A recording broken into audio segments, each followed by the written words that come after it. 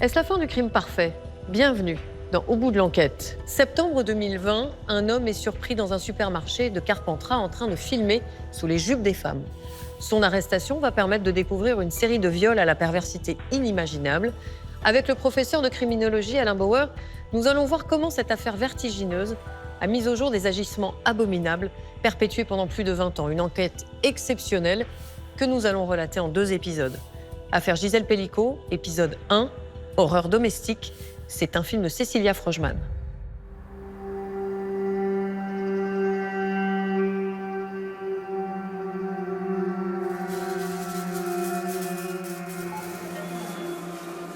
Le 12 septembre 2020, je travaille au centre Leclerc de Carpentras. Je prends mon poste à la vidéo du magasin.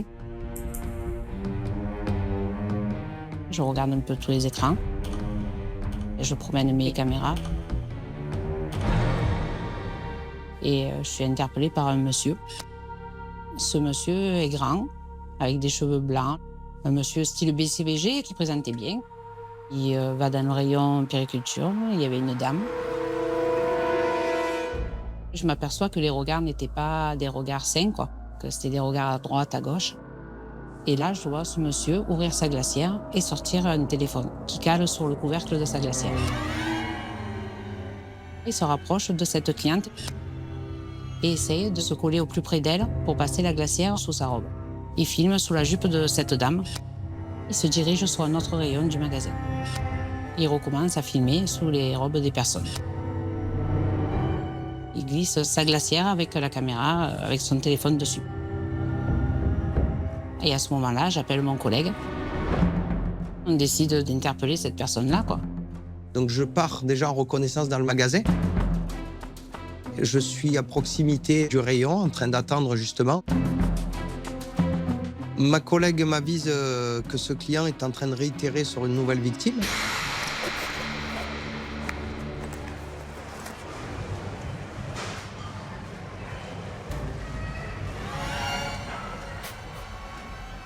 Je comprends que j'ai très peu de temps. Ça se passe à l'instant T et au moment où elle me dit qu'il est en train d'agir,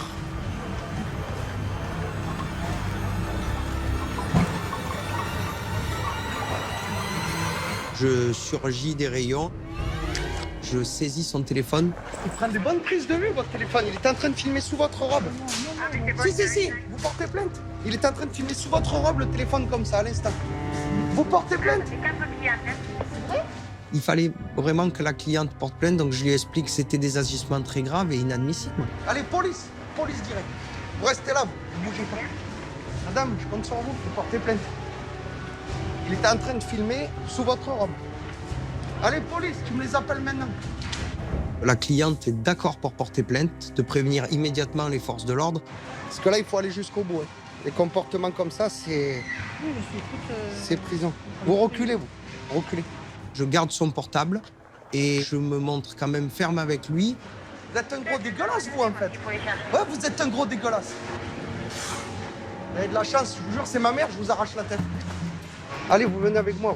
Je l'empoigne par la veste. À l'arrivée de la police, je remets le suspect à la police avec son téléphone portable. Il est immédiatement menotté et placé en garde à vue par les policiers de Carpentras.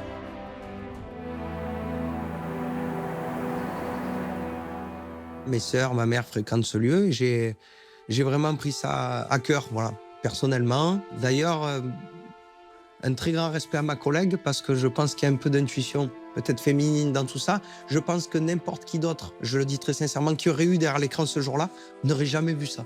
Voilà.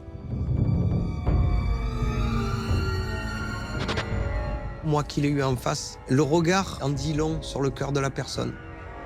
Dans son regard, j'ai senti une noirceur et quelque chose d'immense. Une noirceur énorme dans son regard de ce monsieur.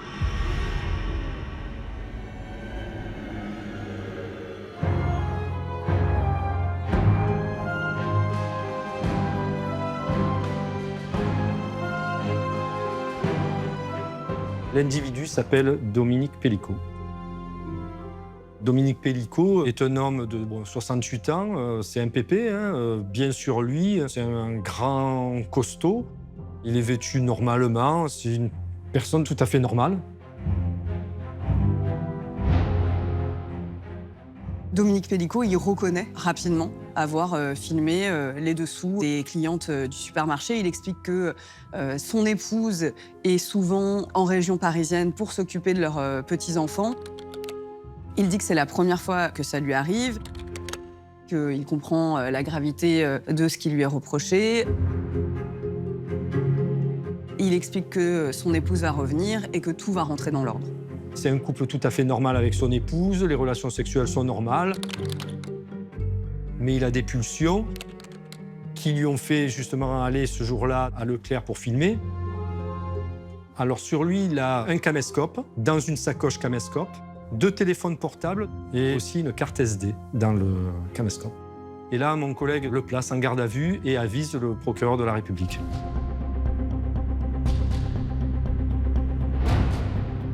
Le 12 septembre 2020, je suis de permanence, de manière très classique. Nous n'étions pas débordés, comme parfois ça peut arriver, avec 15 gardes à vue.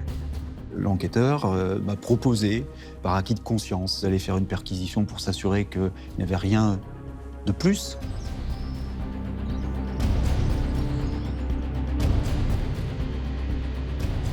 Lors de la perquisition, on a saisi un ordinateur portable. Il y avait une clé USB et un appareil photo dans lequel il y avait une carte SD.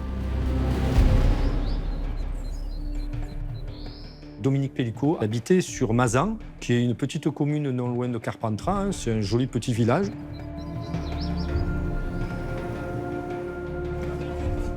Lui, il habitait dans une jolie petite maison d'une centaine de mètres carrés avec piscine.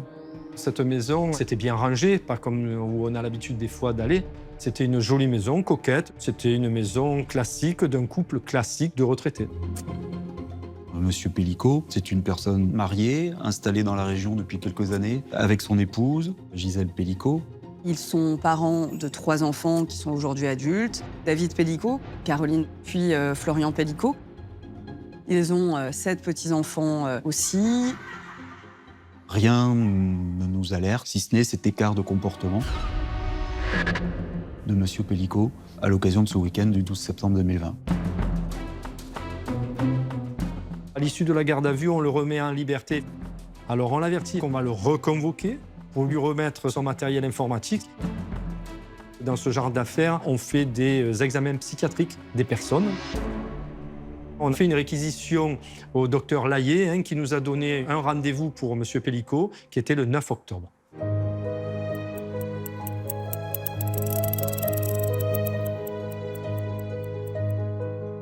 Je suis le docteur Laurent Layet, je suis psychiatre et expert auprès des tribunaux.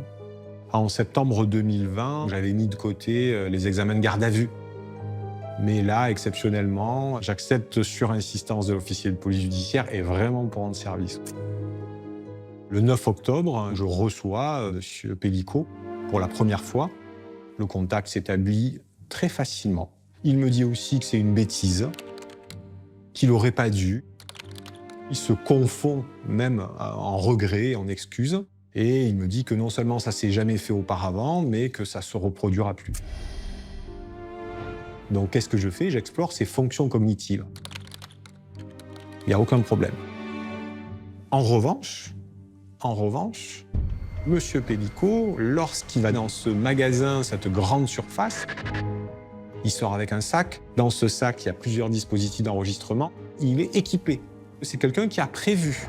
Il n'est pas sorti comme il veut bien le laisser croire à la va-vite, dans un moment de frustration ou de désarroi. Il y a quelque chose qui ne colle pas. Entre un grand-père tranquille et d'un autre côté, des faits organisés de ce type-là. J'en fais part à l'officier de police judiciaire. Je leur dis ça colle pas, il faut aller chercher d'autres éléments ailleurs.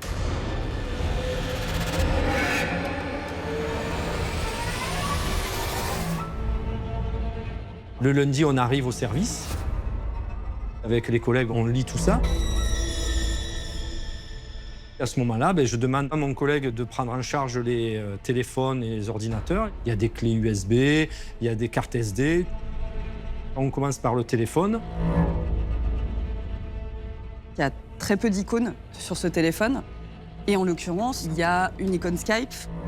L'un des policiers va découvrir des conversations entre Dominique Pellicot et d'autres hommes qui parlent de Temesta, qui parlent d'une posologie extrêmement lourde de 10 comprimés et qui parlent d'abuser une femme endormie.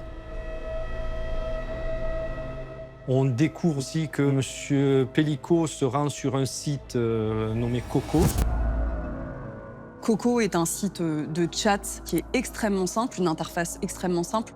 Un pseudo, un âge qui peut être fictionnel suffisent. C'est un chat qui peut aussi se présenter sous la forme de différents salons, ou des salons privés, et où les propos sont plus crus que sur des échanges publics. Celui où se rendait M. Pellicot, Alain Su, il s'appelait. Alain Su, c'est à l'insu de son plein gré, on va dire. Et donc, en fait, c'était des échanges entre individus qui droguaient leurs femmes pour qu'elles aient des relations sexuelles, soit avec eux, soit avec d'autres personnes. Donc, on parle facilement de viol ou d'abus sexuels, des violences sexuelles sur des femmes. On trouve aussi rapidement une photo d'une femme en porte-jartel couchée sur un lit. On savait que c'était Madame Pellicot qu'on avait sous les yeux, car on a vu des photos au bord de la piscine de Madame Pellicot, on a vu des photos en famille avec les petits-enfants.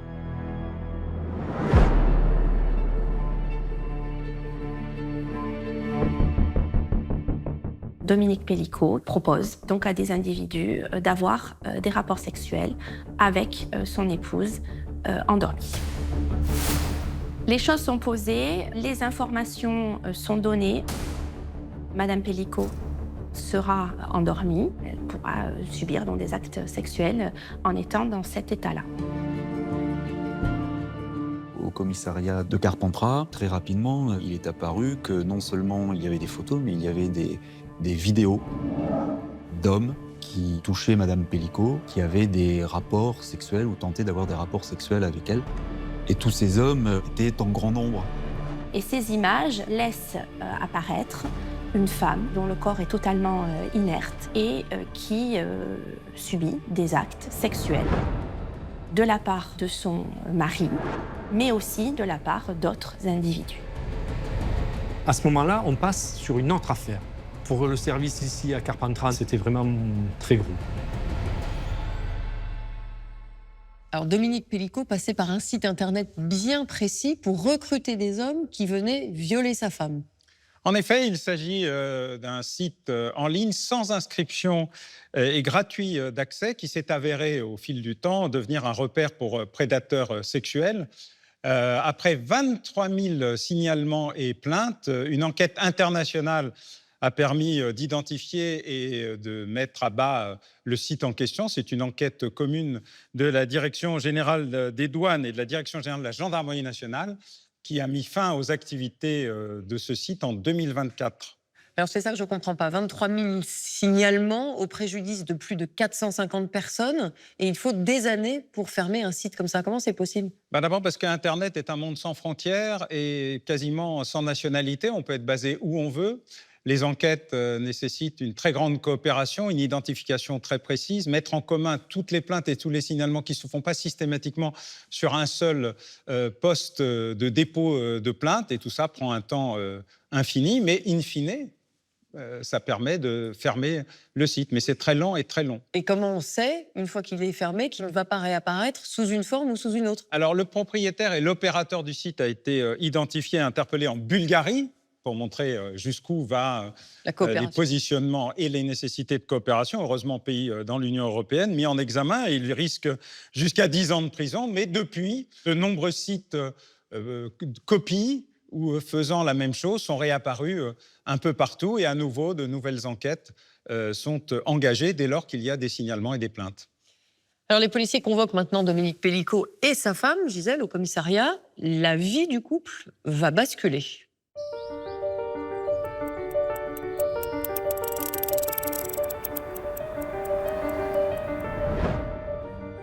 Nous avons convoqué Dominique Pellicot et Madame Pellicot au commissariat le 2 novembre par téléphone en leur expliquant que nous allions bientôt clôturer l'affaire et que ça allait bientôt se terminer, donc il fallait venir avec Madame Pellicot, que nous devions entendre.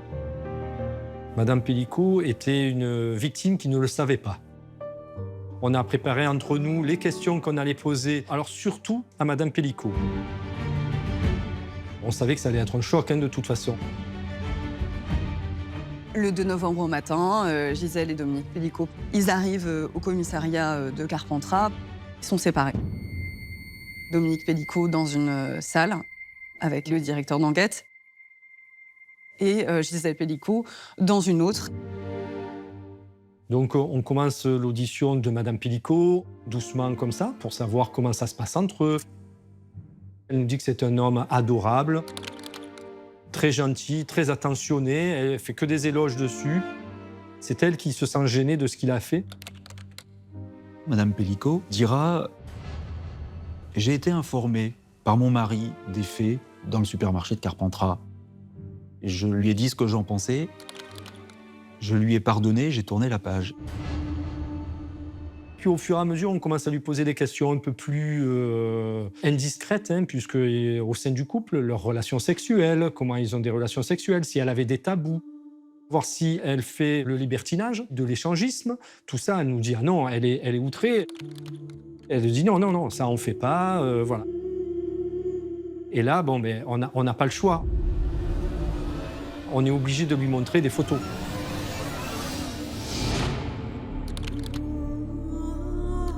Elle se reconnaît bien entendu, elle reconnaît aussi sa chambre, sa maison. Mais elle ne reconnaît pas ces hommes-là.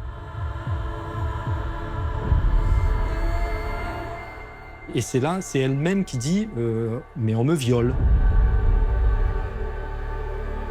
Elle répète 2 fois que « On me viole, on me viole ».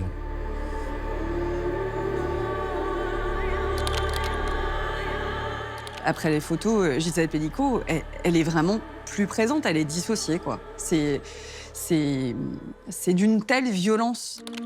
Son monde s'écroule.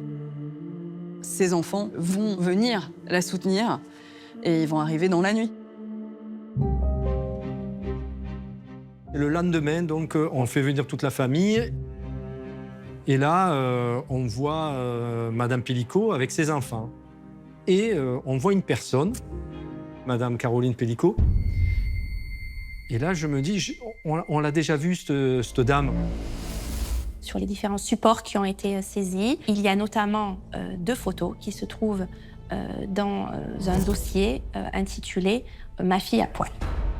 2 photos de jeunes femmes en sous-vêtements et couchées sur un lit. Un coup sur le côté gauche et un coup les fesses en gros plan. Donc les photos vont lui être présentées. Dans un premier temps, elle ne se reconnaîtra pas. Et puis, face à la réalité des choses, elle finira par dire « Oui, c'est bien moi ». S'ajoute à ces photos un photomontage intitulé « Ma salope et sa fille », sur lequel apparaît donc des photos de Gisèle Pellicot et de Caroline Pellicot. À ce moment-là, Caroline Pellicot se demande si, elle aussi, elle a été victime de son père. L'exploitation des images va nous apprendre que Dominique Pellicot porte aussi un regard particulier à l'égard de ses belles-filles. Il dissimulera dans la salle de bain un téléphone qui filmera ces 2 belles-filles. Des photos volées ont été prises de ces belles-filles alors qu'elles se trouvent en maillot de bain au bord de la piscine. Des photomontages présentant l'une d'elles dans des positions sexuelles. On sait aussi qu'il y a des souvenirs qui vont ressurgir. L'épouse de Florian Pellicot a entendu un jour Dominique Pellicot proposer à son petit-fils Nathan de jouer au docteur. À l'intérieur de la maison, on a le sentiment que tout le monde est victime, en fait. Que ce soit donc ses belles-filles, ses fils, puisqu'ils s'attaquent à leurs épouses, Gisèle et sa fille, évidemment, et se pose la question aussi de ses petits-enfants.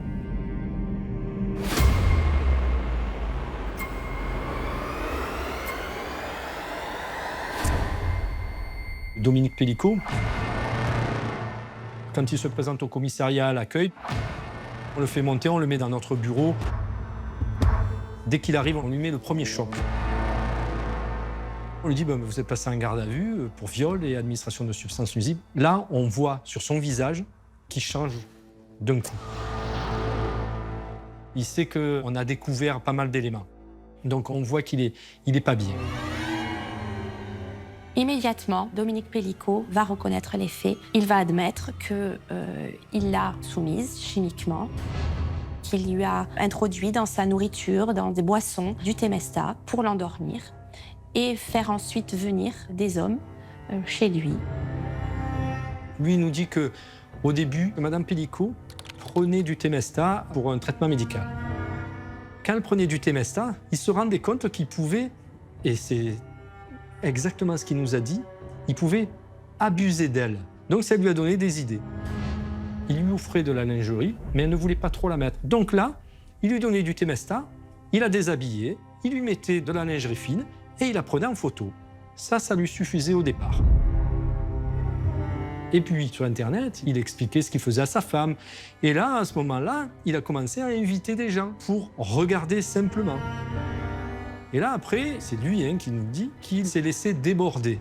Et il offre sa femme à des individus. On lui dit, mais est-ce que vous savez ce que vous faisiez à votre femme? Il nous dit, oui, il s'agit d'un viol.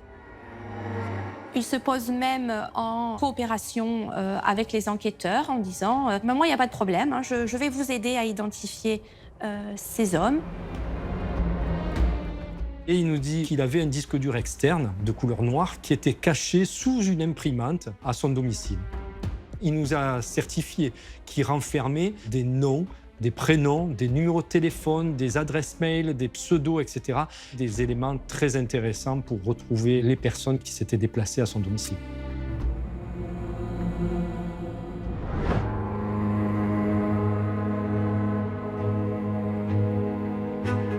En novembre 2020, une information judiciaire est ouverte au pôle criminel d'Avignon. Un juge d'instruction est désigné et l'APJ d'Avignon va être saisie pour la poursuite des investigations. Dominique Pellicot est bien sûr à ce moment-là placé en détention provisoire. À notre grand désespoir, on a laissé l'affaire à l'APJ, à Carpentras. On n'avait pas les moyens de traiter ce genre de dossier. On a fait quand même du bon boulot. On a tous très bien travaillé. En 1 mois et demi, on a fait ressortir une affaire hors du commun.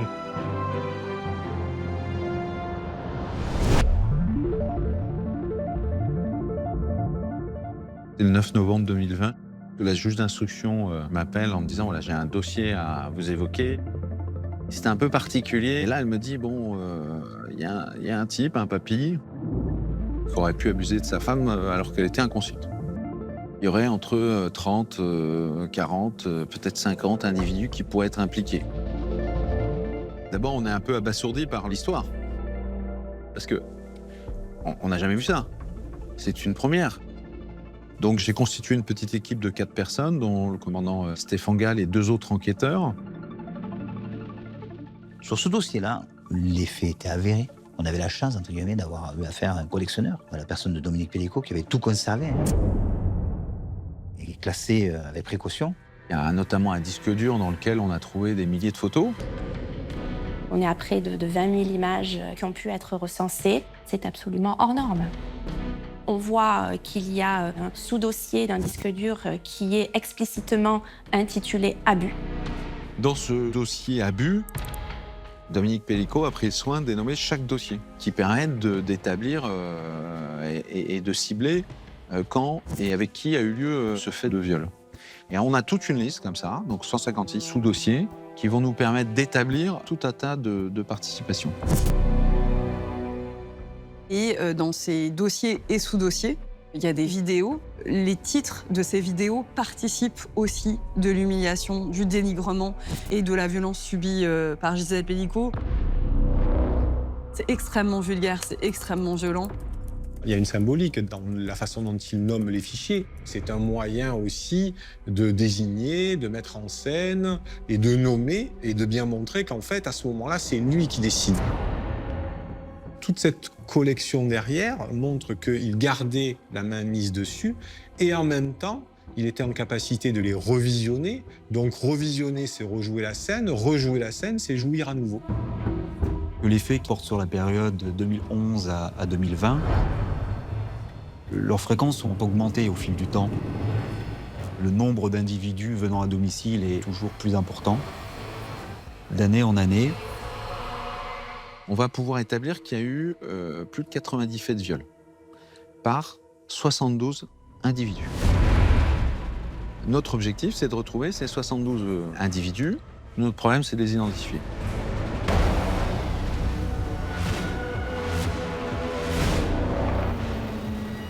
Les enquêteurs vont s'astreindre pendant des semaines et des semaines au visionnage des vidéos et des images afin d'identifier les autres auteurs de viols aggravés. Les 2 seules personnes du service qui ont été amenées à visionner l'intégralité, je dis bien l'intégralité de toutes les vidéos et photos, c'est M. Bossoitier et moi-même. Ce n'est pas anodin, effectivement, hein, c'est l'enquête d'une vie, entre guillemets, c'est une affaire hors norme. On fait avec, on n'a pas le choix, il faut que l'enquête avance. C'est notre boulot d'aller mettre les mains dans des endroits qui ne sont pas agréables, d'aller se balader dans des lieux qui sentent mauvais et d'être confronté à l'horreur. Il y a un job à faire, il faut le faire. On s'aperçoit qu'il y a un peu un scénario type du passage à l'acte. Les faits ont lieu la nuit, principalement, pour assurer une discrétion vis-à-vis des voisins. Les hommes doivent se garer un petit peu plus loin, venir ensuite jusqu'au domicile à pied. Ils sont accueillis uniquement par Dominique Pellicot. les échanges qui ont pu être retrouvés faisaient apparaître la nécessité de ne pas être porteur d'odeurs fortes, type parfum ou tabac, de se laver les mains, de se réchauffer les mains lorsque les faits étaient commis l'hiver. Monsieur Pellicot, il leur disait donc de se déshabiller dans le couloir.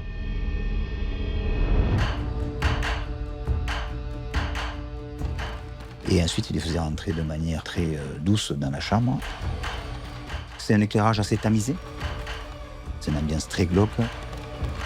On remarquera dès le départ la présence d'une personne totalement inconsciente, à savoir Mme Gisèle Pellicot, qui est souvent allongée sur le flanc, sur le lit, soit vêtue de petites tenues, soit totalement nue.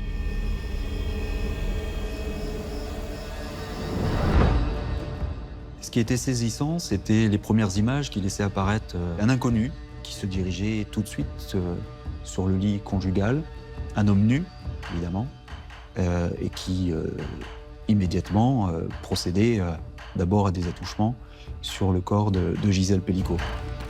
Gisèle Pellicot, qui était un corps amorphe, sans aucune réaction, évidemment, et sans aucune tonicité, c'était une poupée de chiffon.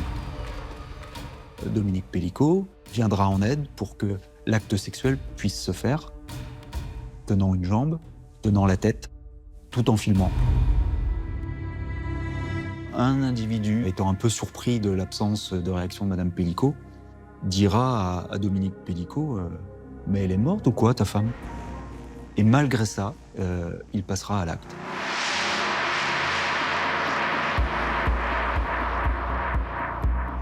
C'était un nombre surprenant de vidéos que les enquêteurs devaient analyser, visionner, pour caractériser les faits, surtout pour tenter de les identifier. Cette identification, elle va pouvoir se faire. Pour certains, on dispose de leur numéro de téléphone. On va s'atteler à identifier systématiquement tous les numéros de téléphone qui apparaissent dans ce répertoire. Ils sont très très nombreux. On dispose aussi d'un logiciel qui permet une identification faciale, un rapprochement entre des visages des individus dont on dispose à travers les vidéos ou les photos, et certains qui figurent dans le fichier de la police parce qu'ils ont des antécédents judiciaires, et un croisement est possible. Seule une cinquantaine d'hommes a pu être identifiés. Encore aujourd'hui, il y a une vingtaine d'individus dont on n'a absolument pas l'identité. Alors pourquoi on les identifie pas ?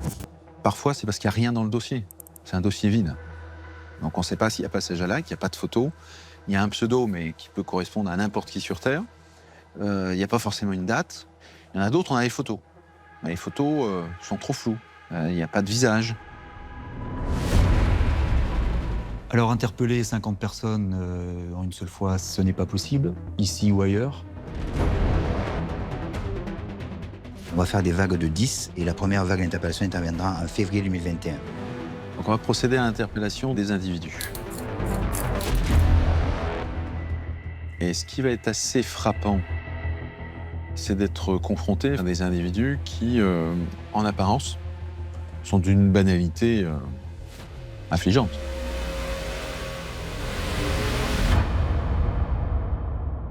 Sur les auteurs identifiés, force est de constater qu'il y avait uniquement des hommes. Il n'y a pas de profil type. Et c'est monsieur tout le monde. Des hommes de tout âge, une petite vingtaine d'années pour les plus jeunes d'entre eux, jusqu'à des personnes ayant 70 ans. Des gens qui sont en couple, sont célibataires, avec enfants, sans enfants. Alors il y a des retraités, il y a des jeunes sans emploi, il y a des pompiers, il y a un journaliste, il y a un peu de tout. C'était tous des personnes habitant la région. Les enquêteurs vont leur poser la question, est-ce qu'ils connaissent Dominique Pellicot? Est-ce qu'ils sont déjà allés à Mazan? La première réaction qu'a chaque individu, c'est de dire non mais d'abord je suis jamais allé à Mazan, les Pellicots je connais pas, je sais pas de quoi vous me parlez. À ce moment-là, on va leur dire attendez, on a votre téléphonie, on sait que vous étiez à Mazan, puis on commence à montrer des photos. C'est vous êtes nus, vous êtes dans une pièce avec une femme, qu'est-ce que... Ah oui, maintenant que vous me le dites, effectivement, oui, j'ai eu un rapport, mais tout le monde était consentant, il n'y a pas de problème. Certains d'entre eux feront état d'un scénario libertin qui était proposé par Dominique Pellicot. Madame Pellicot aurait ingurgité une substance qui la ferait dormir, que c'était comme ça qu'elle voyait les choses, avoir des relations sexuelles avec des inconnus, sans en garder le moindre souvenir. Et lors d'une ultime audition, on présentait pour la plupart des vidéos, avec le son, bien sûr. Vous l'entendez notamment Madame Gisèle Pellicot ronfler. Certains ont feint l'étonnement d'avoir été filmés, certains disant « quel salaud, il a filmé ». Je ne savais pas, il ne me l'a pas dit. Aucun des auteurs ne pouvait ignorer qu'ils étaient filmés. Dominique Pellicot lui-même, à l'aide d'un téléphone portable, venait carrément dans l'entrejambe des intéressés, en les filmant en gros plan, certaines parties de leur anatomie. Et à aucun moment, ces hommes ne se sont dit il y a un problème. Il y a un problème, elle n'est pas consentante. Elle ne joue pas un jeu. Aucun ne réagira. Aucun. La volonté d'assouvir une relation sexuelle coûte que coûte est plus forte. Et il n'y en a pas un qui s'arrête. Et là, certains finissaient par dire oui, en fait, je lui ai jamais parlé, effectivement, elle était endormie. Oui, il m'avait dit que j'allais violer sa femme. À l'issue de leur mise en examen, les intéressés ont été mis dans plusieurs maisons d'arrêt.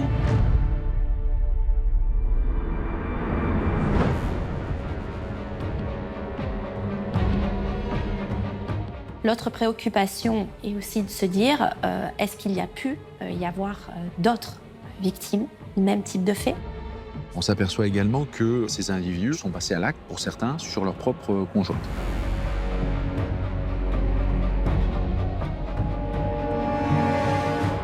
On saisit chez Pellicot des photos et des vidéos qui sont avec l'appellation Rasmus.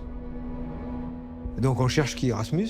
Et c'est donc en travaillant sur le pseudo que les enquêteurs, petit à petit, remontent à l'identité de Jean-Pierre Maréchal. Pellicot va lui proposer d'abord de coucher avec sa femme Gisèle Pellicot, mais Jean-Pierre Maréchal n'a jamais voulu aller voir Madame Pellicot. Alors Dominique Pellicot va lui proposer de faire la même chose avec son épouse, c'est-à-dire donc de l'endormir et ensuite d'en profiter. Donc Dominique Pellicot va lui donner finalement le mode d'emploi. Voilà comment on fait, tu lui donnes ça, je viens à telle heure. L'enquête déterminera 12 faits, puisqu'on la verra à 12 reprises complètement dénudée et inconsciente sur son lit. Et à 2 reprises, on verra Dominique Pellicot s'affairer sur elle. Et on arrive à une situation qui est un peu cocasse. Cette dame, elle se réveille. Et elle va voir. Pellico a une lampe frontale, il est à moitié nu, à moitié débraillé, il s'enfuit, passe par la fenêtre, et madame qui interroge son époux va lui dire, bon, non, mais c'est rien, c'est un cycliste qui passait par là, et à qui je voulais montrer tes sous-vêtements. Ce qui est assez extraordinaire, c'est que finalement, son épouse ne demandera pas plus d'explications. Quand on procédera à l'interpellation de son mari, c'est là qu'on lui annoncera et qu'on lui montrera les photos en question et qu'elle apprendra la chose. Elle a été loin de se douter de quoi que ce soit concernant son mari. On lui pose plusieurs fois la question et elle ne désire pas poser plainte. Parce que dénoncer ce type d'agissement veut dire qu'à un moment donné, on dénonce son propre mari. Donc, tout ce qu'on a construit, tout cet équilibre familial, il explose. Les épouses, les proches sont évidemment à 10 000 lieues d'imaginer que leur père, leur conjoint puisse abuser d'elle. On est dans l'ordre de l'inimaginable, de l'inconcevable. C'est impossible. Ce n'est pas possible.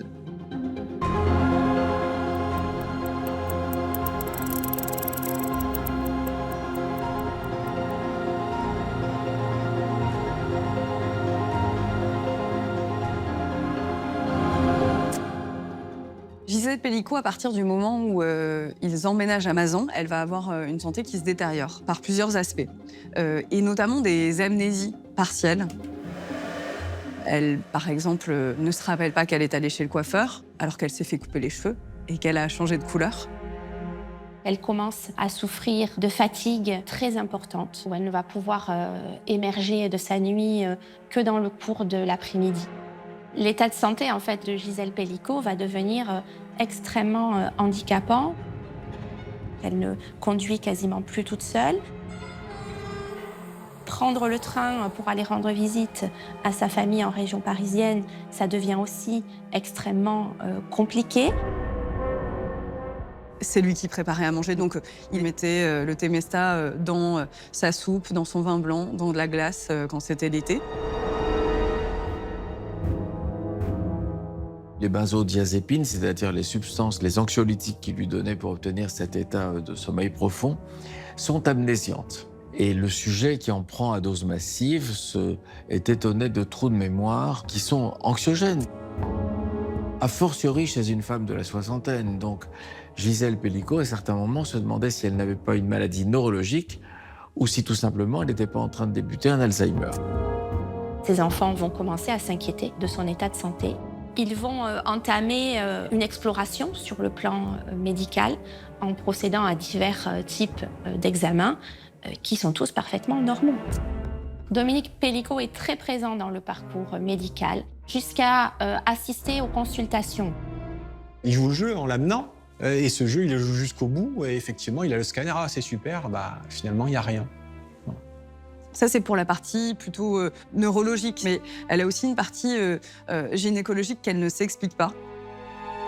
Elle se réveille parfois avec des sécrétions de sang, d'un liquide qu'elle ne connaît pas. Il n'y a pas d'explication en fait à ces symptômes.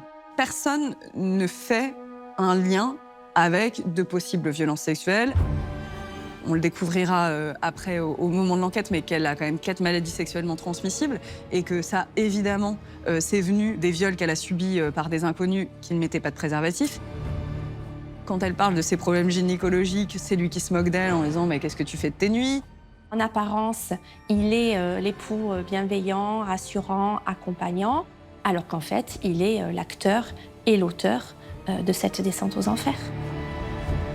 Personne, y compris les médecins, y compris l'entourage familial, y compris Gisèle Pellico, ne pouvait se douter de l'origine toxique de son état de santé. À ce moment-là, la question de la soumission chimique, c'est pas une question qui est très renseignée. On n'y pense pas. Comment on pourrait y croire? Voilà. Comment on peut penser à ça, à ce moment-là? La situation qu'a révélé les agissements de Dominique Pellico, c'est-à-dire les viols aggravés sous l'emprise médicamenteuse, n'est pas nouvelle, mais elle est assez rare. Parce que ce qu'on entend et que l'on peut voir parfois, c'est la drogue du violeur, le GHB versé dans le verre de la future victime. rencontre en boîte de nuit. On se retrouve au domicile du violeur. On se réveille le matin dans un drôle d'état. On se demande ce qui s'est passé. On a des souvenirs flous. Et le dépôt de plainte se fait quasiment immédiatement. Voilà. Et la soumission chimique, c'est pas ça. La soumission chimique, c'est d'abord l'utilisation très banale des psychotropes et particulièrement des anxiolytiques en France qui sont surconsommés. Et parce qu'ils sont surconsommés, ils sont dans toutes les pharmacies. Et parce qu'ils sont dans toutes les pharmacies, ils sont utilisés tous les jours. C'est d'une extrême banalité, particulièrement en France. C'est largement sous-estimé. Je crois que le dossier Dominique Pellicot a permis de montrer du doigt ce phénomène de viol conjugal, de soumission chimique domestique, c'est-à-dire que ça peut se passer au sein du couple et de surcroît avec 50 ans de vie commune. Et ça interroge comment Dominique Pellicot a pu se procurer autant de médicaments.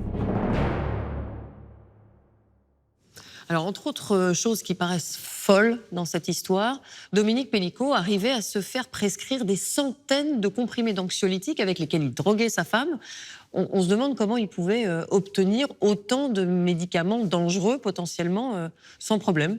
Il est vrai que l'usage des médicaments de la classe des benzodiazépines a été signalé dès 2003 par l'Agence nationale de sécurité des médicaments et des produits de santé, qu'on appelle l'ANSES. Elle notait une augmentation très importante du nombre de cas d'agression facilités par des substances du même type, une centaine de cas pour la seule année 2022, dont un quart sur des mineurs et 80% sur des femmes. En fait, il avait très peu de contrôle sur ces médicaments, car ils sont très largement distribués en France et qu'il n'y avait pas de mise en place d'un outil statistique permettant de constater qu'une même personne obtenait les mêmes médicaments dans de nombreuses pharmacies, y compris en utilisant des moyens qui n'étaient pas tout à fait légaux, genre des photocopies d'ordonnances. Il se vend en France plusieurs dizaines de millions de boîtes par an et un Français sur 4 en utilise. Oui, mais alors dans les cas de soumission chimique, qu'est-ce qui est utilisé? Sont des médicaments ou sont des drogues? Eh bien, dans la majorité des cas, la très grande majorité des cas d'ailleurs, ce sont les médicaments qui sont retrouvés dans les analyses et ce sont les benzodiazépines qui arrivent en tête dans un quart des cas. Une benzodiazépine anxiolytique et hypnotique était d'ailleurs très largement prescrite dans les années 2000, mais du fait de sa facilité d'accès et de sa forme en solution buvable, elle a été identifiée comme la principale molécule utilisée dans les cas de soumission chimique. Les enquêteurs se penchent maintenant sur le profil de Dominique Pellicot et ils vont aller de surprise en surprise. Dominique Pellicot est né le 27 novembre 1952 dans une famille qui est curieuse déjà. Sa mère a épousé André Pellicot, avec qui elle avait fait 2 enfants. Et puis André Pellicot la quitte et elle est consolée par le petit frère d'André Pellicot, qui s'appelle Denis Pellicot, et avec qui elle va faire 2 autres enfants. Dominique Pellicot grandit au sein d'un château dans lequel son père était un peu intendant. Un château qui accueillait des gens qui avaient des troubles psychiatriques, des repris de justice. Donc il a quand même été baigné dans un milieu très particulier. C'est un lieu où il va subir la violence du père. La mère essaie de l'en protéger, mais c'est très compliqué parce que le père est très autoritaire, très sévère. Et puis, une nuit, il va voir sa mère avec les mains attachées dans le dos et son père qui lui impose des choses. Il va me relater des épisodes de violences sexuelles subies. Dans un hôpital, un infirmier serait venu abuser de lui. Et puis, un autre épisode où il aurait été victime, auteur d'un phénomène de groupe, de bande. À 14 ans, Dominique Pellicot fait un apprentissage dans le bâtiment. Puis dans l'annexe qui est occupée par les ouvriers, il va constater une scène de viol collectif. Un des ouvriers va le prendre, va mettre la tête de Dominique Pellicot dans le sexe de cette femme. Et il va dire qu'il en vomit, quoi, de dégoût après cette scène. Et ça le marque, ça aussi. Dans les entretiens que j'ai pu avoir avec Dominique Pellicot, il ment sur tout. L'agression dont il dit avoir été victime à l'âge de 9 ans à l'hôpital est formellement contestée par son frère Joël. De la même façon, le viol dont il aurait été le témoin et le co-auteur obligé à l'âge de 14 ans, on ne peut que garder un doute là-dessus. La chose, paradoxalement, sur laquelle il est à peu près sincère et constant, c'est l'amour qu'il porte à son épouse. Gisèle Pellicot, quand il la voit, il a un coup de foudre immédiat. Ils se marient en avril 73. Ils devront avoir l'autorisation des parents parce qu'à l'époque, le mariage était à 21 ans. Et donc, ils n'ont pas encore l'âge légal. Ils s'installent en premier en région parisienne. Ils auront David, Caroline et Florian. Ils vont mener une vie de famille normale. En revanche, il y a dans cette trajectoire 2 moments qui sont clés. En 1986, au moment de la naissance de Florian, il va y avoir une aventure extra-conjugale de Madame Pellicot. Le monde s'effondre pour Dominique Pellicot. Il comprend pas. Ça va pas durer longtemps. Et elle réintègre la maison et la vie reprend son cours normalement. Il y aura toujours un point noir dans leur parcours de vie. Ils auront des problèmes financiers. Gisèle Pellicot, elle a été salariée de EDF toute sa vie. Elle a commencé en bas de l'échelle de la société, puis elle a gravi peu à peu les échelons pour devenir cadre d'EDF avec de hautes responsabilités. Elle a bien gagné sa vie. Elle a assuré une rentrée financière qui était stable, constante, quand Dominique Pellicot a eu des moments où il a gagné de l'argent et des moments où c'était vraiment très compliqué. Il est électricien et puis après il va faire de l'immobilier. Il est un peu instable du point de vue professionnel, c'est un petit peu compliqué. Donc il y a ce premier moment, lorsqu'il a une trentaine d'années, et il y a un deuxième moment qui est le moment de la retraite. Dominique Pellicot veut retrouver cet idéal, avoir à nouveau sa femme pour lui tout seul. Son objet d'amour exclusif pour lui tout seul. Mais ça ne se passe pas comme il l'espérait.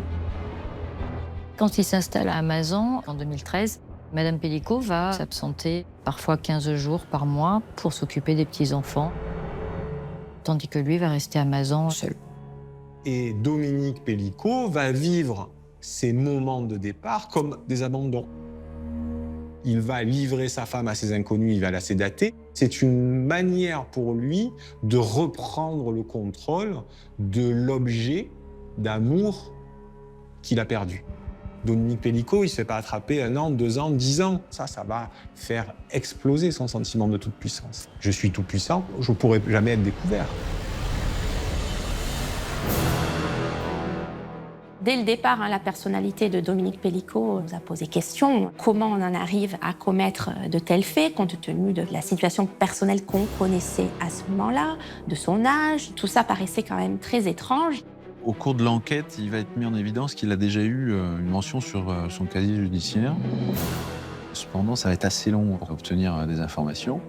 Il restait un mystère et finalement, on découvrira qu'on a eu exactement la même chose qu'à Carpentras en 2020, en Seine-et-Marne en 2010.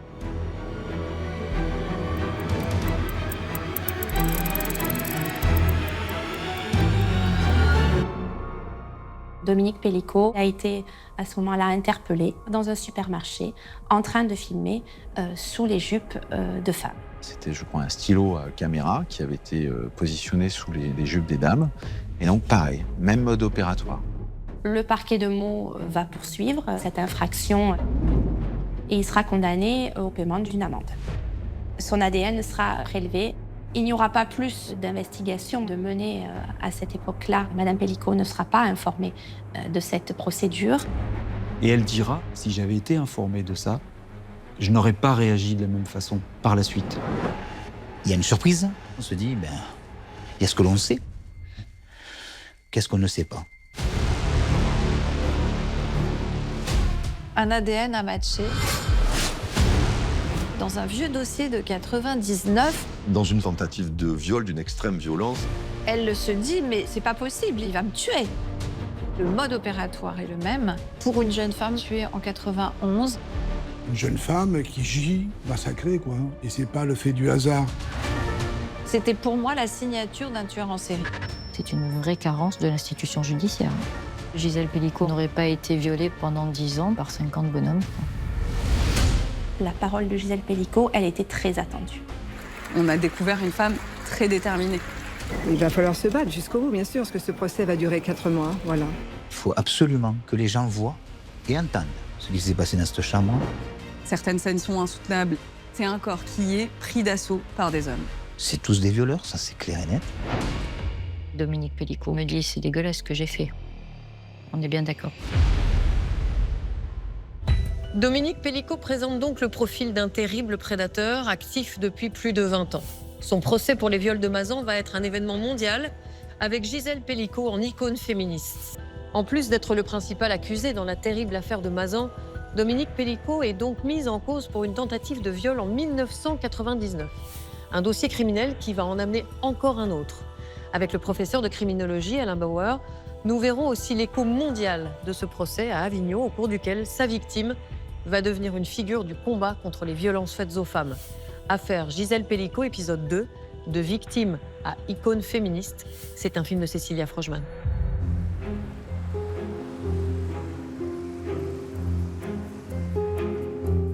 On est le 11 mai 99.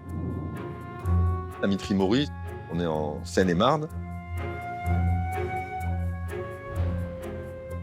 Et il y a une certaine Marion, une jeune fille qui a 19 ans et qui travaille dans une agence immobilière. Puis un jour, rentre dans l'agence un homme qui demande s'il y a un appartement à vendre. Marion lui dit écoutez, oui, si vous voulez, j'ai en tête un appartement qui peut-être pourrait vous convenir. Et les voilà partis tous les deux visiter l'appartement à Villeparisis.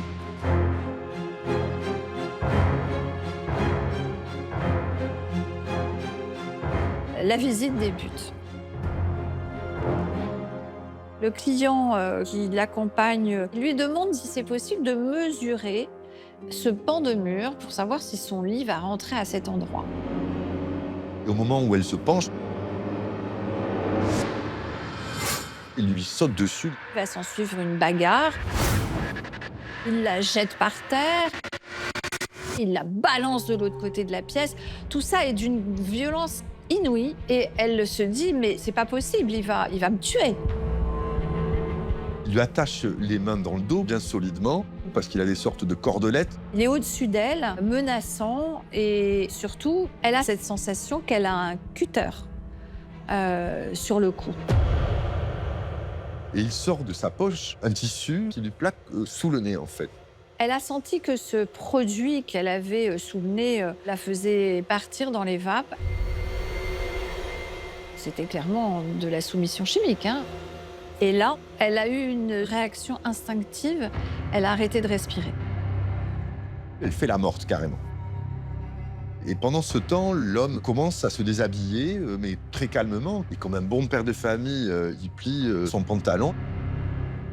Puis il commence très doucement à la déshabiller, en fait, à commencer par lui enlever le bas. Elle comprend qu'il lui a baissé ses vêtements jusqu'aux chevilles. Il a relevé son t-shirt pour que la poitrine soit plus visible. On ne sait pas pourquoi, il lui enlève ses chaussures. Ce sont des chaussures blanches, des chaussures d'été, qu'il va curieusement bien ranger, bien parallèles. À un moment donné, Marion va trouver le moyen de desserrer ses liens. Elle se retourne et elle lui attrape les parties intimes, un peu avec l'énergie du désespoir, et elle serre vraiment de toutes ses forces. Ce réflexe va lui permettre de miraculeusement lui échapper alors qu'il se tord de douleur. Elle va se réfugier dans un placard, la porte se verrouillait de l'intérieur. Et donc elle s'est enfermée dans ce placard dressing en se disant « si je sors, je vais mourir ». S'il est encore là, il va me tuer. Il va finir de me tuer. Et à un moment donné, elle n'entend plus rien. Elle sort et il n'y a plus personne. Quand elle sort, au bout de 4 heures, dans ce décor de désordre, il y a ses chaussures qui sont disposées comme si elles avaient été rangées le long du mur. C'est un peu incongru comme détail. On va retrouver des taches de sang sur une des chaussures. Le profil génétique va donc être dressé. Cet ADN va se retrouver dans le FNAEG. Ce profil ADN masculin va rester en machine pendant des années.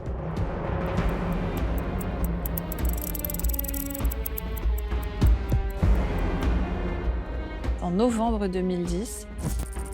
L'ADN va matcher. Et on a un nom surtout, Dominique Pellicot. L'ADN de M. Pellicot qui a été pris suite à son arrestation dans un supermarché avec un stylo caméra. En 2010, en Seine-et-Marne, en fait, cette trace ADN ne va pas être utilisée, donc ça ne va servir à rien. On pouvait s'attendre à ce que la justice fasse son œuvre. Eh bien, pas du tout, parce que pour des raisons que nous ne connaissons pas, il n'en sera à rien fait par le parquet de Meaux. Et le dossier, qui était déjà passé aux oubliettes, est retombé dans un sommeil profond. Maintenant, au moment où l'ADN nous amène à Dominique Pellicot, où ça match, pourquoi est-ce que personne ne réagit? Le rapport FNEC du 9 novembre 2010 est, je veux dire, le point central de tout le cafouillage de cette affaire. rien ne va se passer parce qu'il y a un courrier qui est fait au laboratoire. À l'époque, tout n'était pas informatisé. Et le courrier va se perdre en chemin, s'égarer. En tout cas, l'information n'ira jamais à la connaissance du magistrat du parquet de Meaux qui aurait dû déclencher les hostilités à ce moment-là contre Dominique Pellicot pour le placer en garde à vue et pour lui demander des comptes dans l'affaire de Marion, qui remontait déjà à plusieurs années. Le dossier de Mme Pellicot n'aurait pas eu lieu. Elle n'aurait pas été violée pendant 10 ans par 50 bonhommes. C'est une vraie carence de l'institution judiciaire.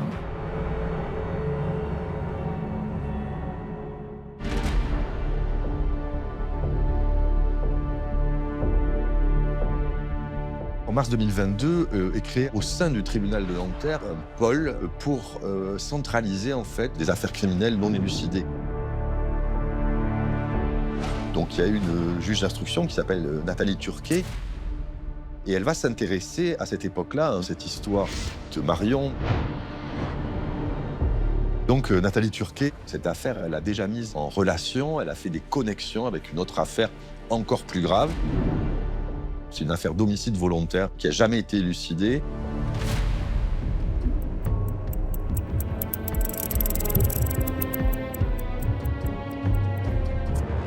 Sophie Narme est une jeune femme de la vingtaine. Elle va trouver un stage dans une agence immobilière à Paris. Le 4 décembre 1991, Sophie Narme a rendez-vous avec un éventuel acheteur pour un appartement situé 22 rue Manin dans le 19e arrondissement.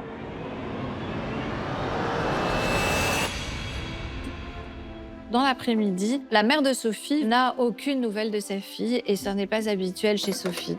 Donc sa mère s'inquiète, appelle son employeur et vers 21h, il va se rendre rue Manin. Il monte au 6e étage, il pousse la porte et là, ça sent les terres à plein nez. Il va trouver un corps qui gît sur le sol et Sophie est morte.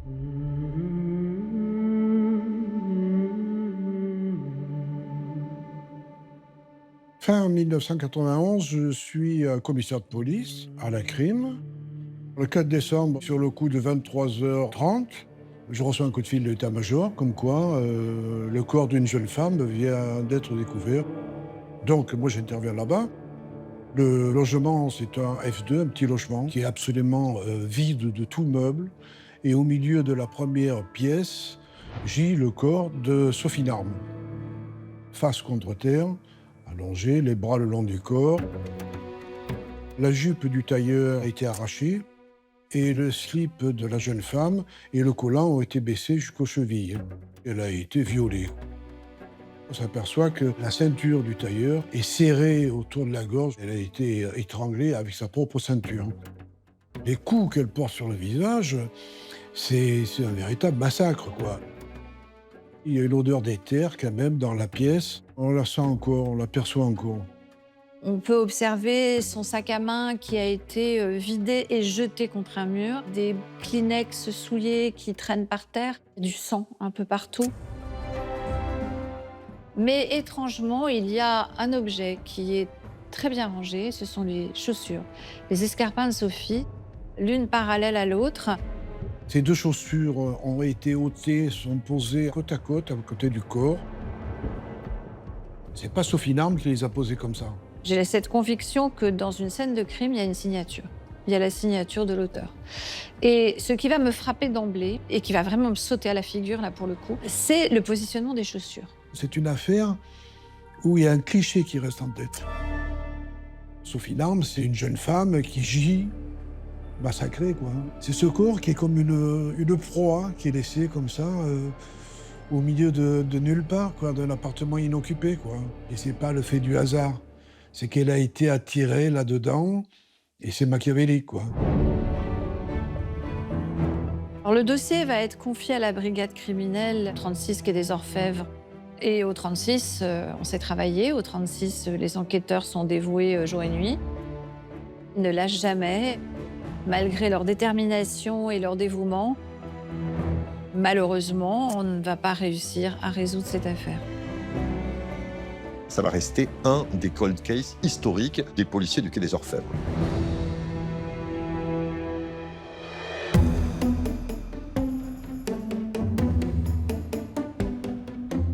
La description de la scène de crime Sophie Narme ressemble terriblement à la scène de crime Marion. Et le mode opératoire est le même. Un agent immobilier, une jeune femme, 20 ans, qui se fait agresser au moment de la visite. Le point commun essentiel, à mon avis, c'est les terres. Et ensuite, les chaussures, ça interpelle, parce que c'est pas le hasard, quand même. Ces chaussures qui sont rangées de façon maniaque. Donc c'était pour moi la signature d'un tueur en série. Nathalie Turquet est persuadée d'avoir affaire au même auteur. Celui qui s'en est pris à Sophie Narme au point de la tuer dans cet appartement du 19e en 91 et celui qui a miraculeusement laissé échapper Marion quelques années plus tard en Seine-et-Marne. Cette juge d'instruction, Nathalie Turquet, est quelqu'un qui cherche et qui ne rend jamais les armes. C'est elle qui a fait en sorte qu'on aboutisse à ce que le nom de Dominique Pellicot ressorte en 2022. Grâce aux efforts de Nathalie Turquet, la justice se remet en marche. Et effectivement, les 2 dossiers vont être instruits. En 2022, l'instruction de Mazan est en cours depuis à peu près 2 ans. Et à ce moment-là, Dominique Pellicot il est en détention provisoire à la prison des Baumettes à Marseille. Et le 12 octobre 22 au matin, je reçois un appel qui me dit Mazzavaro, je suis la brigade criminelle polyjudiciaire de Paris et on extrait Dominique Pellicot de sa détention et on le place en garde à vue. Il me dit voilà, il s'agit de 2 faits, homicide volontaire suivi ou précédé d'un viol, 4 décembre 1991, et tentative de viol, mai 1999. Je reste un petit peu interloquée. Je vais voir Dominique Pellicot dans les geôles de l'évêché de l'hôtel de police de Marseille. Je lui dis ça vous parle? Il me dit non. Donc je lui dis monsieur Pellicot, s'il y a quelque chose à me dire, c'est maintenant qu'il faut me le dire.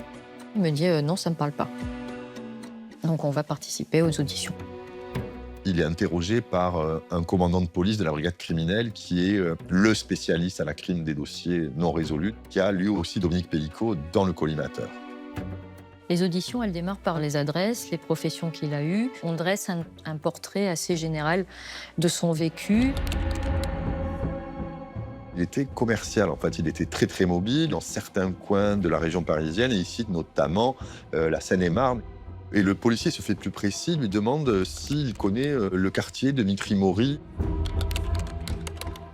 Et il lui parle d'une agence immobilière, d'une jeune fille qui travaille à l'époque dans une agence immobilière. Il dit non, mais je ne me rappelle pas avoir eu un contentieux quelconque avec quelqu'un, ceci ne me parle pas. Le directeur d'enquête qui lui dit bon, on n'est pas venu vous dire bonjour. On a une ADN de vous qui a matché. Maintenant, il faut que vous vous expliquiez. Dominique Pellicot ne peut pas s'opposer. Il y a son ADN. Il rend les armes. Et il explique les faits de 1999. Il dit qu'il passait devant l'agence et il voit une jeune femme. Cette jeune fille l'attire, il va faire le chemin avec elle. Il monte dans cet appartement et il va lui sauter dessus et voilà.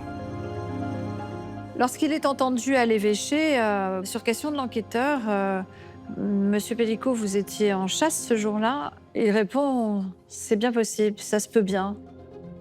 Il va dire qu'il a effectivement un geste, il y a de la violence entre eux puisqu'ils se débattent, etc. La finalité d'une tentative de viol n'est pas forcément reconnue par Monsieur Pellicot. Je ne vais pas rentrer dans le détail parce que l'instruction est toujours en cours. En fait, il avait juste envie de faire connaissance avec cette jeune femme qu'il trouvait jolie et avenante, sans ces termes. Et loin de lui, toute idée de lui faire du mal, bien sûr. Alors, la question pourra lui être posée, mais pourquoi l'endormir à l'éther? Pourquoi la soumettre chimiquement? Ah ben justement, c'était pour pas qu'elle ait peur. Et il dit non que Marion s'est échappée, mais que lui-même a mis fin à la scène. Parce que tout d'un coup, en voyant Marion, il aurait pensé à sa fille. Au moment où l'on en parle, Marion est dénudée. Il n'y a que Dominique Pellicot pour penser à ça. Sur les faits du 4 décembre 1991, M. Pellicot va être très clair dès la garde à vue. Il va dire « je suis totalement étranger à ces faits-là. Je ne suis pas un assassin, je ne suis pas un tueur ». Quand la garde à vue se termine, il y a une mise en examen pour les deux faits, 91 et 99. Le dossier unique Marion-Sophie, l'instruction est toujours en cours. La ceinture, j'aurais aimé qu'on la réexamine. Et là, on nous apprend que les vêtements de Sophie ont disparu. Alors, disparu où, comment, pourquoi, ça, on ne sait pas. Les scellés ont été perdus en 2018 par le service des scellés du tribunal de grande instance à l'époque de Paris. Au bout d'un moment, ça suffit, quoi. Ça suffit. J'ai donc saisi le garde des Sceaux, effectivement, il y a maintenant plus d'1 an. Eh bien, figurez-vous que je n'ai même pas été honorée d'une réponse. L'instruction est quand même sacrément démunie. Ils accrochent Dominique Pellicot sur un potentiel rapprochement de mode opératoire. Hormis ça, nous n'avons pas grand-chose, si ce n'est rien du tout. Juridiquement, c'est un édifice qui est complexe et qui est quand même assez fragile. Est-ce que Dominique Pellicot finira pour cette affaire devant la cour d'assises de Nanterre? L'avenir le dira peut-être. Un non-lieu est toujours à craindre, donc je ferai tout ce qui est en mon pouvoir pour que nous finissions aux assises. Mais je ne sais ni quand, ni comment.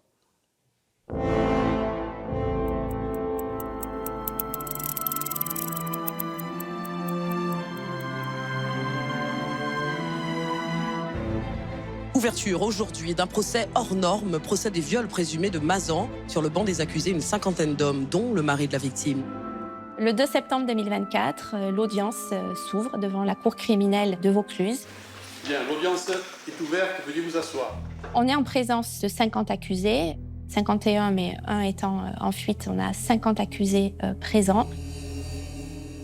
Nous nous sommes retrouvés dans cette salle, dans cette promiscuité, où à quelques mètres étaient présents des accusés détenus dans 2 boxes vitrées, leurs avocats, d'autres accusés qui étaient libres avec leurs avocats, et puis 1 mètre plus loin,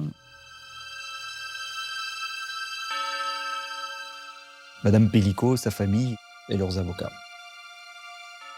C'était un moment chargé d'émotion de voir pour la première fois Madame Pellicot.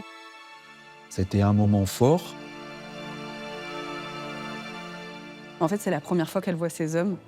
Et c'est complètement vertigineux de se dire qu'elle revoit l'homme avec qui elle a partagé sa vie, qu'elle n'a pas vu depuis 4 ans, et qu'elle découvre pour la première fois ses violeurs.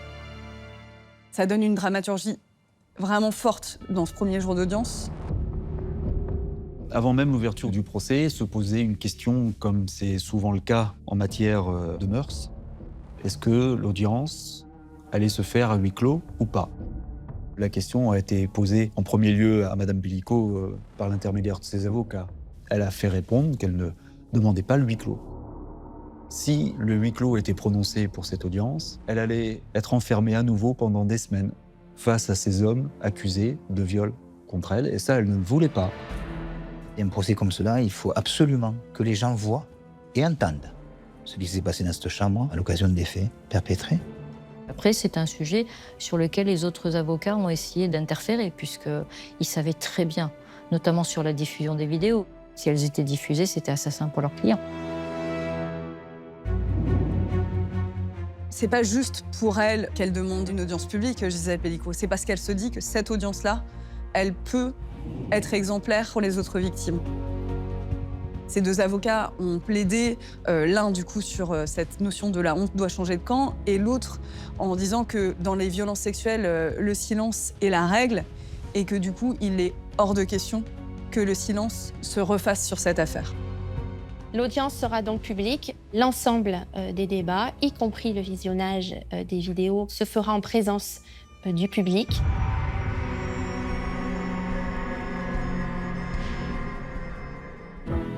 Au début du procès, au moment où le président demande la position sur les faits de tous les accusés, 35 accusés contestent les faits de viol. Les 2/3 des accusés qui vont dire que c'est Dominique Pelicot qui les a trompés, que Gisèle Pelicot était bien inconsciente, mais qu'eux n'en avaient pas conscience au moment des faits. L'élément intentionnel, c'est vraiment avoir l'intention de violer. Or, beaucoup s'abritent derrière cet élément juridique pour dire « mais je ne savais pas que je commettais un viol ». Je reconnais les faits, mais pas l'intention. On va entendre tout un tas de justifications sur le pourquoi de ce passage à l'acte.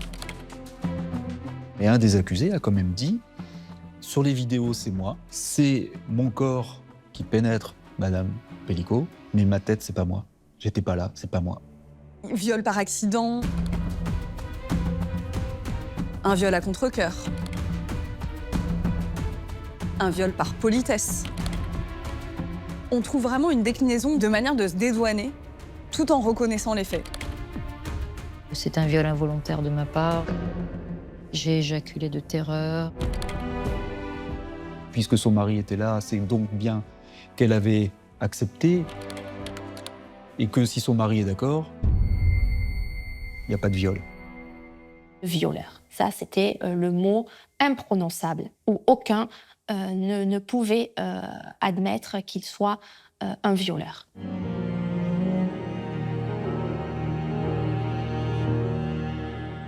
Celui qu'ils vont charger de tous les maux, c'est Dominique Pelicot. Et en réalité, le procès il se joue dans les rangs de la défense, entre les 49 accusés présents et Dominique Pelicot. Monsieur Pelicot, je lui dis, bah alors, dans ces cas-là, ça va être vous et moi contre le monde entier. Et il me dit, oui, je pense que ça va être ça. Les autres hommes deviennent fous dès que Dominique Pelicot s'exprime. On en voit certains qui crispent les poings, qui s'accrochent au banc.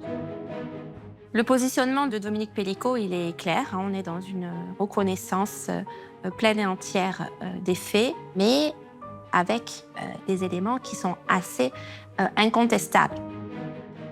Comme il était dans un état de santé plutôt fragile, il n'était pas assis sur un banc, mais il était assis sur un fauteuil. Il avait un micro qu'il avait contre lui. Sur son fauteuil, Dominique Pelicot, bon, c'était Don Corleone. Hein.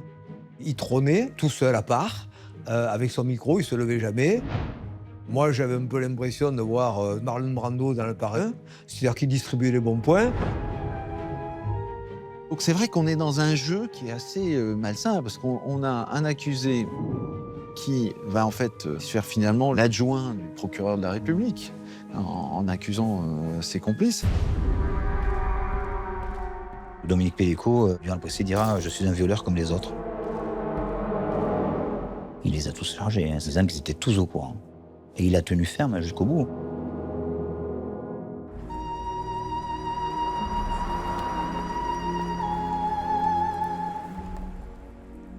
Main dans la main, ils forment comme une barrière pour protéger leur mère.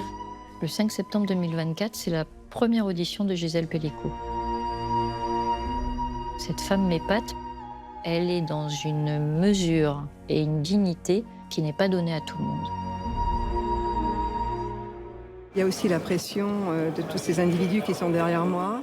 Et je sens bien qu'on essaye, au niveau des questions, de me piéger, bien évidemment. Donc j'essaye de répondre le mieux possible. Et puis Il va falloir se battre jusqu'au bout, bien sûr, parce que ce procès va durer 4 mois. Voilà.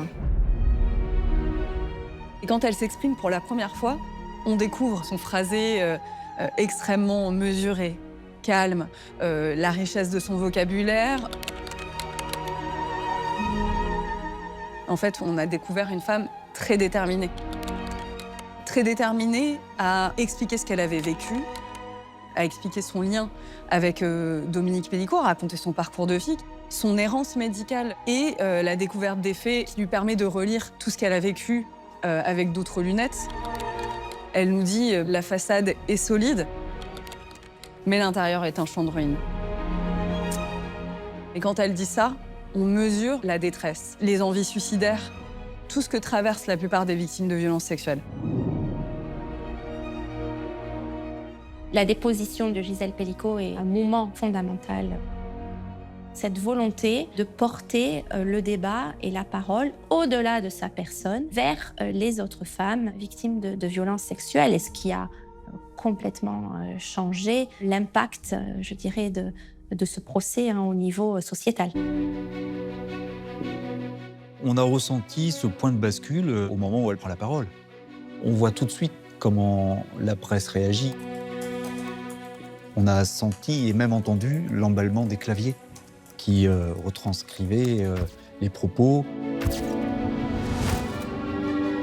Et ça ne nous a pas vraiment étonnés que dans la foulée, elle était attendue à la sortie de la salle d'audience et encouragée, applaudie. Je crois pouvoir dire que personne ne s'attendait à l'ampleur médiatique, à l'impact que ce procès a pu avoir.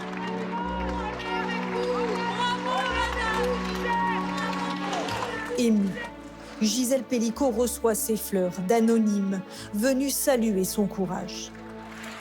Jusqu'à atteindre une dimension mondiale.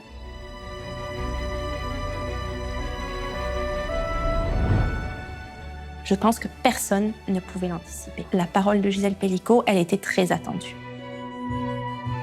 Beaucoup de femmes avaient besoin de cette incarnation. Elle est ni riche ni pauvre, elle est juste la personne lambda, en fait, la femme lambda, Madame tout le monde. Et c'est ça qui est marquant, qu'on se dit si ça peut lui arriver, ça peut arriver à n'importe quelle personne. Il y a un premier dessin qui va être fait de Gisèle Pellicot, avec ses lunettes de soleil fumées, son nez en trompette et puis son carré orange au burn. On vous voit, victime, on vous voit. Ce qui va lui donner un élan, c'est vraiment les premières manifestations, le samedi 10 septembre. Asservi, humilié les femmes. La ville d'Avignon est devenue la ville de Gisèle. Avec les collages partout pour soutenir Gisèle. Que la honte change de camp. Parfois avec les citations de Gisèle, parfois avec les citations des accusés, parfois des noms des accusés. Une absence de nom ne veut pas dire oui. On pensait à ça tout le temps, tout le temps, tout le temps. Ça nous a pris nos vies.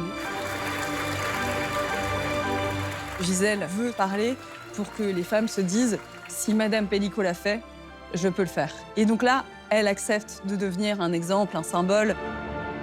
J'ai été profondément touchée par cet élan qui me donne une responsabilité. Grâce à vous tous, j'ai la force de mener ce combat jusqu'au bout. Gisèle Pellicot, si elle avait entendu parler d'histoires comme la sienne, elle aurait pu se retrouver dans certains éléments, dans ses trous de mémoire, dans ses soucis gynécologiques. Et en fait, c'est ce qu'elle décide d'offrir aux autres femmes.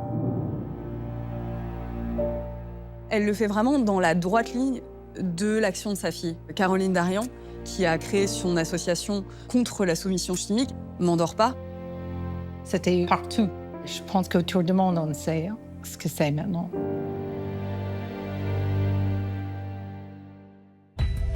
Un pompier, un chauffeur routier, un journaliste, les co-accusés qui sont venus violer Gisèle Pellicot sur l'invitation de son mari représentent l'ensemble de la société. On est loin de la caricature du violeur inconnu et marginal.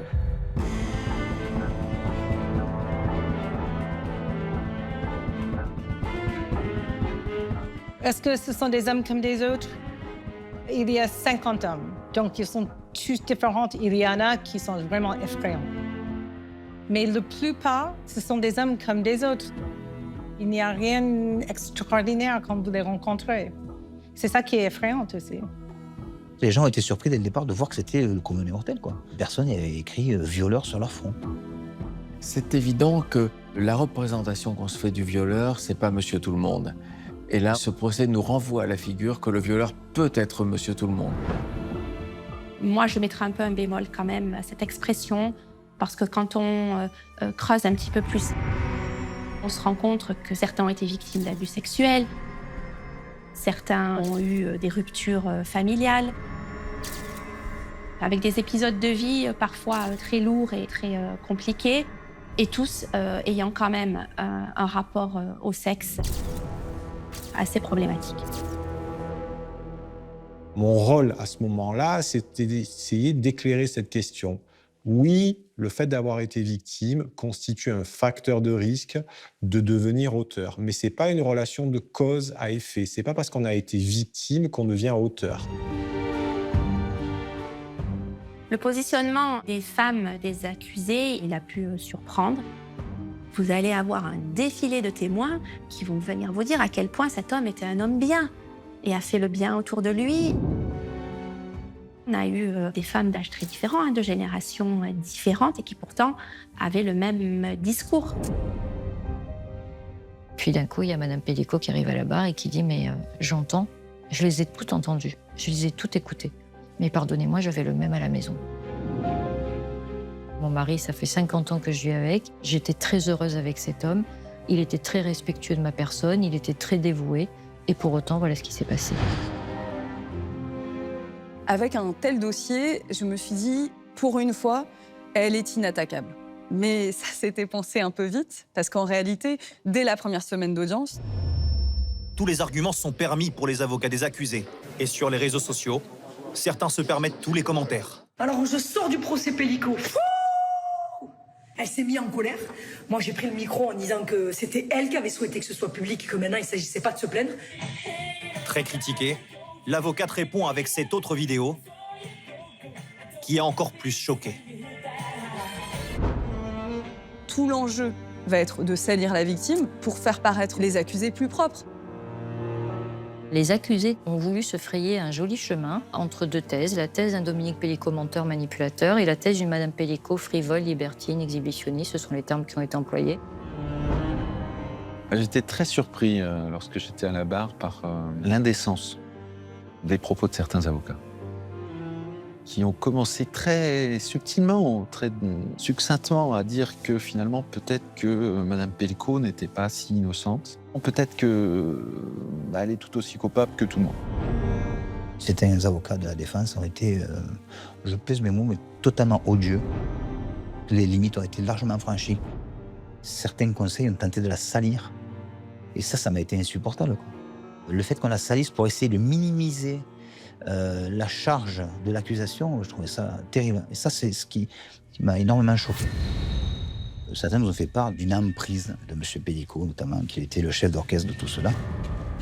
S'il était un chef d'orchestre, en tout cas, les autres étaient quand même de grands musiciens.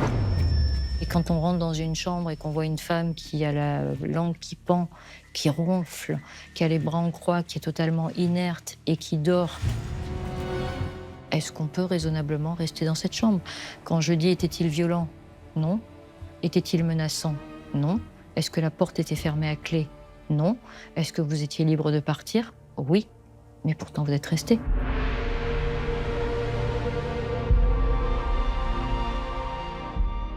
Pour moi, ce qui était crucial, c'est qu'il fallait montrer les vidéos, que tous, que la presse, que le public, que tout le monde ait accès, de manière à ce qu'on mette un terme définitif à la question de la réalité des viols. Il fallait absolument qu'il y ait une diffusion de ces vidéos. Au moins, c'était clair et net, quoi.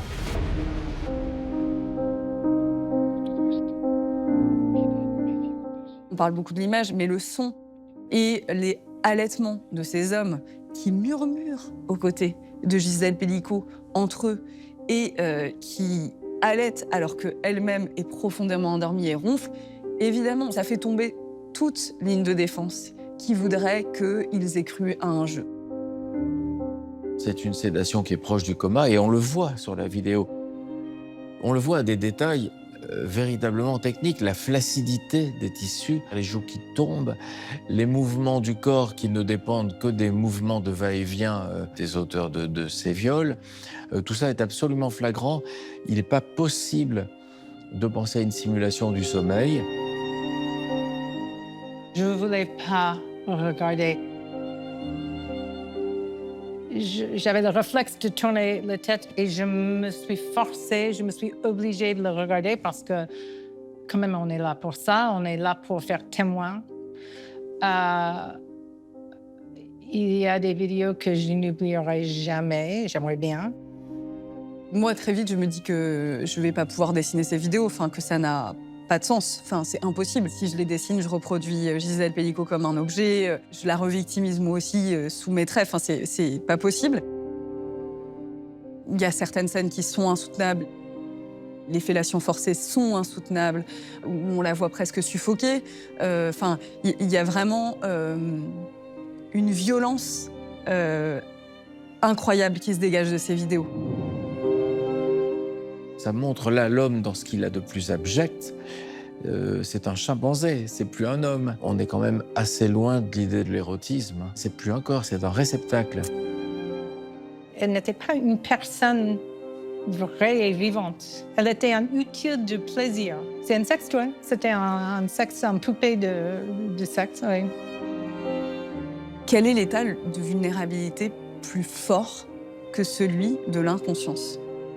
Il n'y en a pas d'autre, en fait. Elle n'a aucun moyen de se défendre. Et c'est ça qu'on regarde, en fait. C'est un corps qui n'a aucun moyen de se défendre, qui est pris d'assaut par des hommes. Monsieur Pellicot, quand les vidéos sont diffusées, il baisse la tête. Il est face à lui-même, il est mal. Il ne peut pas regarder, il ne peut pas faire face encore plus, donc il a honte et il baisse la tête. Il me dit, c'est dégueulasse ce que j'ai fait, on est bien d'accord.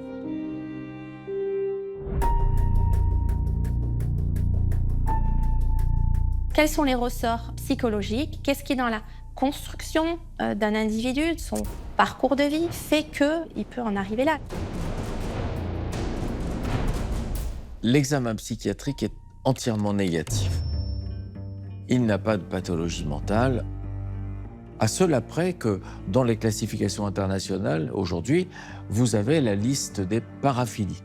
Qu'est-ce que c'est qu'une paraphilie? C'est ce qu'on appelait autrefois déviance sexuelle. Il y en a comme ça 7 ou 8 qui sont répertoriés. Là, au niveau paraphilie, on est servi parce qu'il les a pratiquement toutes. Le voyeurisme, le fétichisme, le sadomasochisme, etc., etc. La pédophilie. Bon, la pédophilie, on a de forts soupçons qu'il ait eu un comportement pour le moins équivoque avec ses petits-enfants. Le voyeurisme, n'en parlons pas, puisque c'est un voyeur, c'est un fétichiste, il est très amateur de lingerie, ça c'est du fétichisme. On a le sadisme. Alors, rabaisser, humilier l'objet qu'on aime ou l'objet érotique fait partie de la pulsion sadique. J'ai même évoqué la nécrophilie. C'est quelque chose qui revient dans les déclarations de plusieurs accusés. On aurait dit qu'elle était morte. Il faut quand même le vouloir, ça. On a quand même, pour résumer, un accusé qui ne présente aucune pathologie mentale, mais une liste impressionnante de paraphilies et de turpitudes sexuelles rarement réunies chez un seul et même individu. Pendant le procès, il y a un journaliste qui m'a dit « mais il est toujours amoureux de sa femme ?» J'ai dit « oui ». J'ai dit « mais ça fait partie de son intime et vous ne pouvez pas lui enlever son intime ». Il l'a certainement très mal aimé, et surtout les 10 dernières années de la vie commune, mais il l'aime. Seul le clivage peut expliquer ça. La face A de moi aime ma femme et la protège. La face B de moi en jouit de cette façon-là. Et ces deux facettes de ma personnalité ne peuvent absolument pas communiquer. Le jour, je suis le mari dévoué, le papa aimant. Je suis l'homme qui va lui faire ses petits soins. Et la nuit, je passe derrière mon écran et je revais un autre uniforme. Le portrait de Dominique Pellicot, il y a d'abord la respectabilité. Et la rectitude morale, c'est un roc, c'est un personnage solide, stable et sécurisant. La face cachée, ce sont des troubles du caractère qu'on va regrouper sous l'appellation de tyran domestique. Aimant mais tyrannique, exigeant mais pointilleux, à la limite de la maniaquerie, irascible, ne supportant pas de se voir contredit. Il peut donner l'illusion de la sincérité, mais à quel moment est-il sincère? À quelle partie de Dominique Pellicot parle-t-on? En réalité, il reconnaît que ce qu'il ne peut pas contester. Et on le voit sur la question de l'inceste, et notamment concernant Caroline Darian ou ses petits-enfants, il conteste tout. Ce qui a été très dur pour Caroline, c'est qu'elle est venue à l'audience avec une urgence. L'urgence d'obtenir la vérité de la bouche de Dominique Pellicot. Caroline va découvrir durant l'enquête qu'elle est photographiée dans des sous-vêtements qui ne sont pas les siens, qui sont peut-être ceux de sa mère. On y voit Caroline endormie, dans une tenue et une position suggestive. Elle est pour une des deux photos dans sa chambre à coucher, chez elle. Et sur l'autre photo, elle ne sait pas où elle est. Et elle ne reconnaît pas les vêtements qu'elle porte. Caroline est sédatée parce que Caroline ne dort pas à la lumière dans la figure. Puis elle ne dort pas dans cette position et puis elle ne dort pas non plus dans ce genre de vêtements. Il y a eu un moment d'audience très particulier. J'arrive à la barre et je vais lui dire « Monsieur Pellicot, on est vous et moi ». Comme si on se parlait dans le box du parleur avocat. Il n'y a personne autour de nous, on va se faire confiance comme on sait se faire confiance. Et vous allez me parler de Caroline. Et Monsieur Pellicot va dire « J'ai rien à voir avec les faits de Caroline ». On en est là.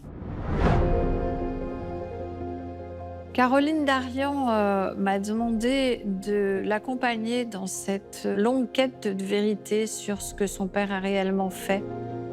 Caroline a déposé plainte et cette plainte est toujours en cours pour l'instant.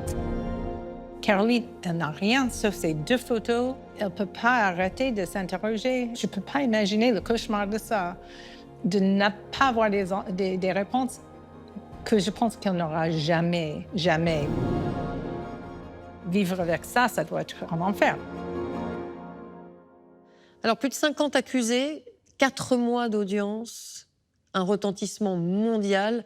Il n'y a aucun doute, pas d'équivoque, le procès des viols de Mazan, c'est un procès hors norme. Pour autant, est-ce qu'il est inédit dans les annales judiciaires? Alors effectivement, il est assez rare d'avoir un procès avec autant d'accusés, donc autant d'avocats. Les parties civiles, par ailleurs, puisqu'elles ont été élargies non seulement à la principale victime, mais aussi au reste de la famille. On peut se rappeler du désastre judiciaire dans l'affaire dite d'Outreau, avec 17 accusés. Qui fut là un scandale au retentissement national. L'affaire Pellicot, c'est un scandale au retentissement mondial. Pourquoi? La différence. Parce que tout le monde a réussi à s'identifier à une femme dont le courage, la détermination et le refus du huis clos ont voulu forcer l'attention sur un sujet où, dans de nombreux autres pays, de nombreuses affaires identiques ont commencé du coup à émerger également. Et donc chacun a pu retrouver dans son histoire une partie d'une histoire connue, proche, de proximité ou même vécu. Et ça a déclenché un mouvement aussi important probablement que celui de la reconnaissance des féminicides comme un sujet à part qui n'est pas seulement un homicide comme les autres. Mais il existe aussi des procès avec un seul accusé et de très nombreuses victimes, par exemple l'affaire Le Scornec. Et donc il faut prendre en considération le retentissement général, pas seulement le nombre d'accusés ou le nombre de victimes, mais l'ensemble. L'affaire Pellicot, elle, a une dimension unique, elle est mondiale. Le 19 décembre 2024, la Cour criminelle du Vaucluse s'apprête à rendre son verdict dans une ambiance électrique.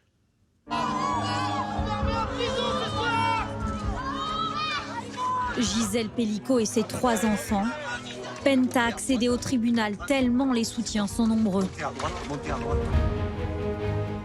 La Cour criminelle de Vaucluse doit rendre son verdict après plusieurs jours de délibéré. C'est toujours un moment de tension extrême. Il fallait trouver la juste peine pour chacun d'eux, pour les 51.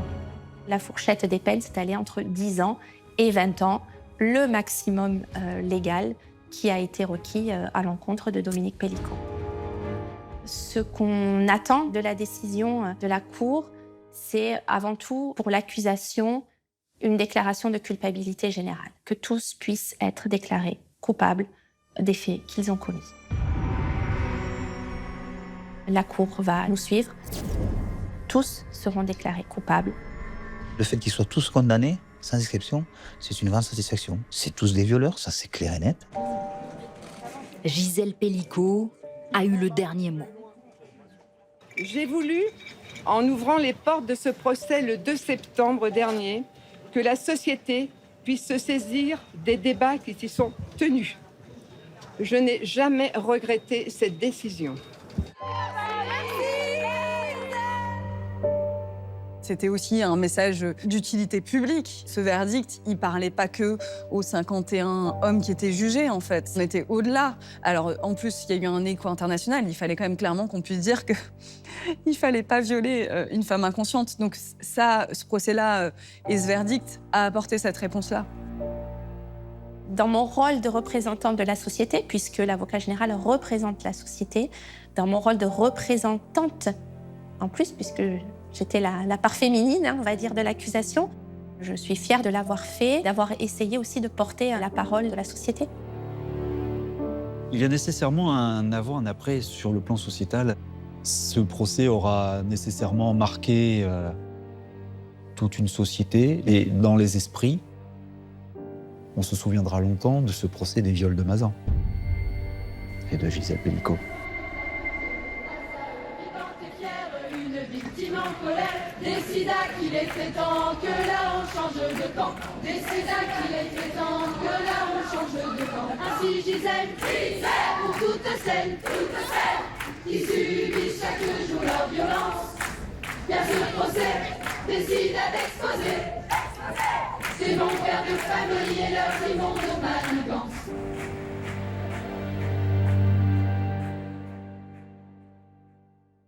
Dominique Pellicot n'a pas fait appel, mais son parcours judiciaire n'est pas terminé. Sa fille, Caroline Darian, a porté plainte contre lui pour abus sexuels. Il devrait aussi être jugé pour la tentative de viol sur Marion et le meurtre de Sophie Narme.